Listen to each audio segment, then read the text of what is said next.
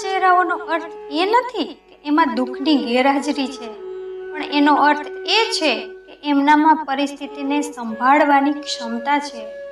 દરેક માણસના હૃદયમાં બે જિંદગી હોય છે, એક જે જીવે છે એ અને બીજી જે જીવવા માંગે છે એ. આપણને ગમતી વ્યક્તિ દર વખતે આપણને ગમે એવું વર્તન કરે એ જરૂરી નથી.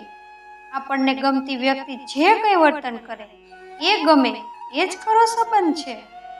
પ્રેમ ગરમ ચા જેવો છે અને દિલ પાર્લેજી બિસ્કિટ જેવું હોય છે. હદથી વધારે ડૂબાડશો તો તૂટી જશે. જ્યારે તમે કોઈની સાથે રિસાઈને વાત કરો અને તે તેનો જવાબ પ્રેમથી આપે ને, તો મિત્રો સમજજો કે તે વ્યક્તિ પોતાના સ્વાભિમાન કરતાં તમને વધારે માન આપે છે. જે લોકોને આપણી કિંમત ન હોય એ લોકો સાથે બેસવા કરતાં એકલા ઊભા રહેવું સારું. ખોટું કરે એનું અટકતું નથી અને સાચું કરે તેનું ક્યારેય અટકતું નથી. કોઈ પણ મુશ્કેલી વગર જીતે એ માત્ર વિજય મેળવે છે, પણ અનેક મુશ્કેલી વેઠીને જીતે તે ઇતિહાસ રચે છે. રુદ્રાક્ષનો મણકો હોય કે માનવી, મિત્રો એક મુખવાળી જો મળી જાય તો બેડો પાર થઈ જાય. જિંદગી આંખના પલકારામાં જતી રહેશે. અત્યારે જે છે એનો આનંદ માણો. યાદ રાખો, અત્યારે જે છે એ જ સુખ છે. સમયની દરેક ક્ષણ તમને સુખી કરવા જ ઈચ્છે છે. ખોટું બોલીને વિશ્વાસ તોડવા કરતાં જે હોય એ સામે જ કહેવું વધારે સારું.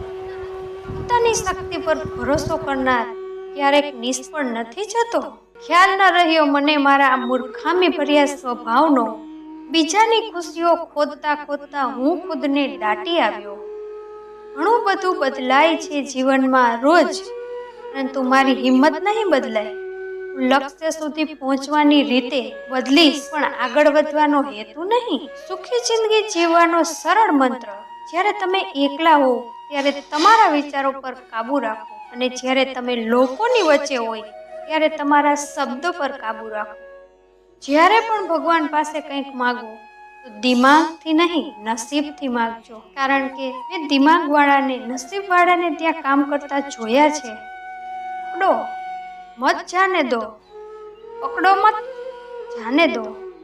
આ બે લાઈન સરખી જ છે. માત્ર પૂર્ણ વિરામ ચેન્જ થવામાં દુઃખી થવાનું અને સુખી થવાનું કારણ સમજાઈ જશે. પ્રભુ આપે છે ત્યારે સારું આપે છે, અને જ્યારે નથી આપતા ત્યારે વધારે સારું મેળવવાનો રસ્તો આપે છે. પણ જ્યારે રાહ જોવડાવે છે ત્યારે તો તે શ્રેષ્ઠ જ આપે છે. રૂપિયો જીવવાનું સાધન છે, પણ જીવનનો હેતુ નથી. રૂપિયાથી સુખ સાધન ખરીદી શકો છો, શાંતિ નહીં. રૂપિયાથી તમે મૂર્તિ ખરીદી શકો છો, ભગવાન નહીં. રૂપિયાથી તમે પુસ્તક ખરીદી શકો છો, જ્ઞાન નહીં. રૂપિયાથી તમે માણસ ખરીદી શકો છો, ઈમાનદારી નહીં. રૂપિયાથી તમે દવા ખરીદી શકો છો, તંદુરસ્તી નહીં. રૂપિયાથી તમે ભોજન ખરીદી શકો છો, ભૂખ નહીં. રૂપિયાથી તમે કલમ ખરીદી શકો છો, વિચાર નહીં. રૂપિયાથી તમે હથિયાર ખરીદી શકો છો, હિંમત નહીં. રૂપિયાથી તમે પથારી ખરીદી શકો છો, ઊંઘ નહીં. કોઈનાથી ફક્ત એટલું જ રીસાવું મિત્રો કે એને તમારી કમી મહેસૂસ થાય, એટલું નહીં કે તમારા વિના એ જીવતા શીખી જાય.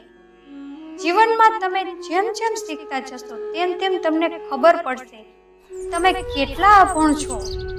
નસીબમાં હશે તે તો મળી જ રહેશે, પણ મહેનત કરશો જે નહીં હોય એ પણ મળશે. ડિગ્રીઓ તો ફક્ત તમે ચૂકવેલી ફીની રસીદ છે. તમારો વ્યવહાર જ તમારી સાચી શિક્ષા પ્રદર્શિત કરે છે. જ્યારે તમારી અંદરના વિચાર બદલાય છે ત્યારે તમારી બહારની દુનિયા પણ બદલાય છે. દુનિયાની વફાદારીની આશા ન રાખો. જ્યારે દુઆ કબૂલ નથી થતી તો લોકો ભગવાનને પણ બદલી દે છે. તમે પોતે જેવા છો તેવા જ બની રહો, કારણ કે તમે જેવા છો એનાથી વધુ સારા બનવાની દિશામાં આજ પહેલું પગથિયું છે. પોતાના માટે પરફેક્ટ બનો, બાકી લોકો તો ભગવાનની પણ ભૂલ કાઢશે. કોઈકને સારું કહેવામાં મજા છે, કોઈકને સાચું કહેવામાં મજા છે, પણ કીધા વગર બધું સમજી જાય તેની સાથે રહેવામાં એક અલગ જ મજા છે. કોણ મને શું આપશે એ મહત્વનું નથી, હું મને શું બનાવીશ એ મહત્વનું છે. મારો જ અંદાજ અટકે છે. લોકોને આટલી ઠોકરો ખાવા છતાં પણ આ આટલી બોજથી કેમ જીવે છે? દરેક વાતને સાબિત નહીં કરી શકીશું. હું માણસ છું, ગણિતનો દાખલો નથી. છેલ્લે મારે એટલું જ કહેવું છે કે સુવિચારોની સામાજિક અસર એટલા માટે દેખાતી નથી. જ્યાં પણ એ લખાયેલા હોય ત્યાં વાંચનાર એમ જ માને છે કે તે બીજા માટે લખાયેલા છે. જો તમને આ મારો વિડીયો ગમ્યો હોય તો લાઈક, શેર અને સબસ્ક્રાઇબ કરો અને તમારા કિંમતી મંતવ્યો નીચે કોમેન્ટ બોક્સમાં જરૂર લખજો. ફરીથી મળીશું આવા જ વિડીયો સાથે.